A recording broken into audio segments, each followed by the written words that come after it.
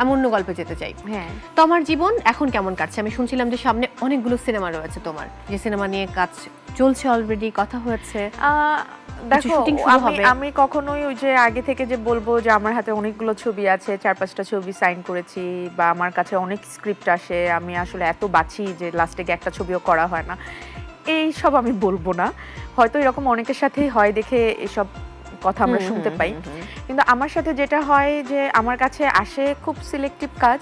সবার কাছেই তার গল্প বেস্ট, তার ক্যারেক্টারগুলো বেস্ট, সে চায় ভালো বানাতে। রাইট। তো আমি কখনো ওভাবে জাজ করি না যে প্রোডাকশন হাউসটা তো নতুন, এটা কি বানাবে, বা এই ডিরেক্টরটা নতুন, উনি কি ভালো বানাবে, এটা আমি কখনো ভাবি না। তো এই জন্য আমার কাছে যখন আসে আমি চেষ্টা করি করার, যদি একদমই না হয় তখন আমি বলি যে ভাই আমি পারছি না। আমি এটা বলবো না আমার হাতে অনেক ছবি আছে বা আমি অনেক ছবি ফিরিয়ে দিই, এটা বলবো না।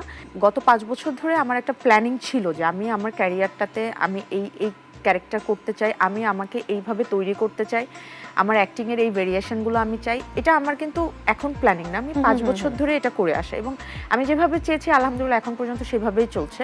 বাট আমার এক্সপেকটেশন ছিল যে আরও দর্শক আমাকে দেখুক বড় পর্দায়, মানে আরও কিছু ভালো ছবি করি।